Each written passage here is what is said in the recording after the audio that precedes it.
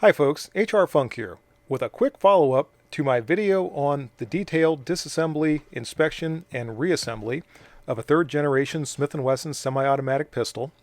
That video went live this morning, and as I was reviewing it, it occurred to me that there was one topic that I should have covered in that video that I didn't, so I wanted to make this standalone video to cover that particular issue, which is the three parts of the third-generation Smith & Wesson semi-auto that require hand fitting to the pistol.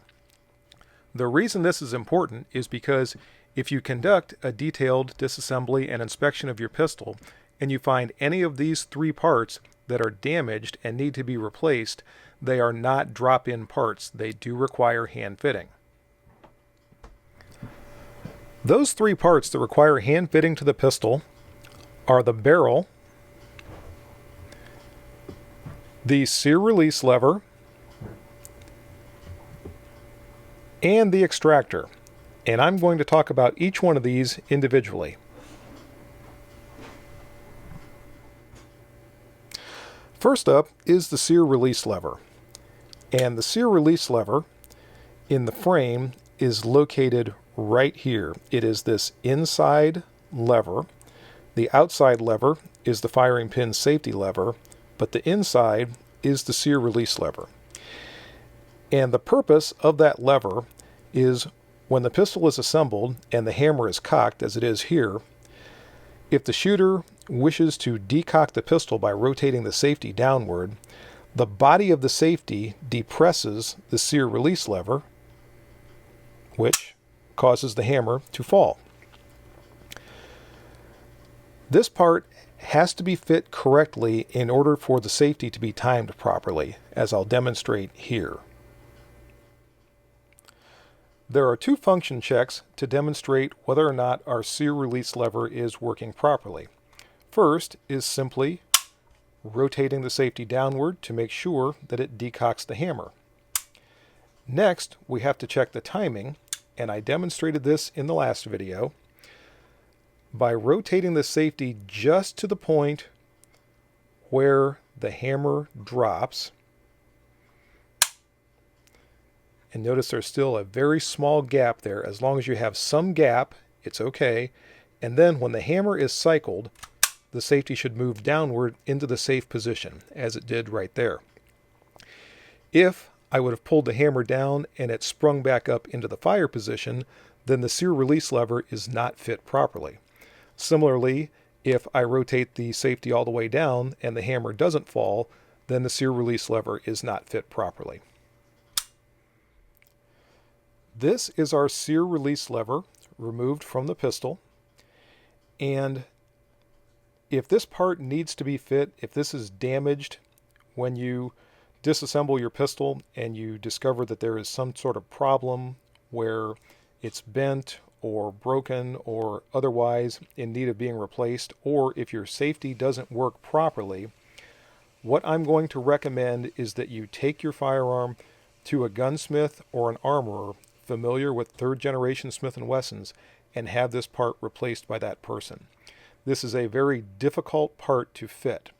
I've done it before, and I can tell you that I don't want to do it anytime again soon. To get the safety to disengage exactly when it's supposed to and have it timed just right is not at all easy. And in fact, I'm not even going to demonstrate how it's done, because if you don't know how to do that, I don't want you to try to do it yourself. This is a safety part of your firearm, and it's not something you want to mess with if you don't know what you're doing.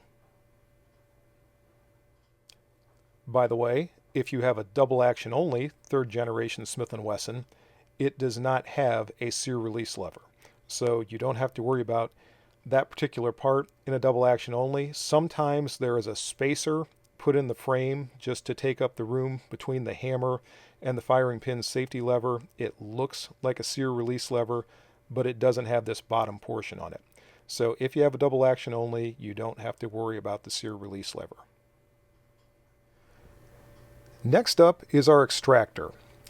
And you may recall from the video, I didn't remove the extractor from my pistol when I was doing the detailed disassembly, because when I inspected it, it appeared to be functioning properly. There was no damage to it, and I really didn't have any need to take it out of the pistol.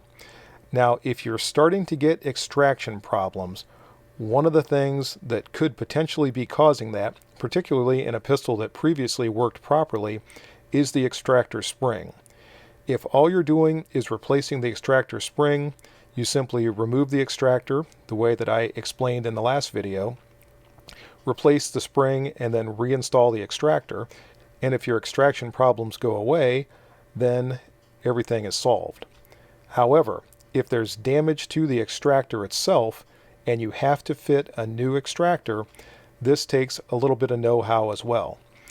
Now, just getting an extractor these days for a third generation Smith & Wesson pistol is probably going to be quite difficult.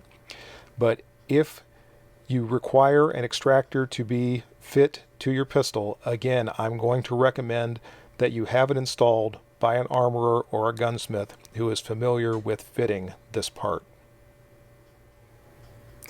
And the last part that needs to be hand fit in our third generation Smith & Wesson is the barrel.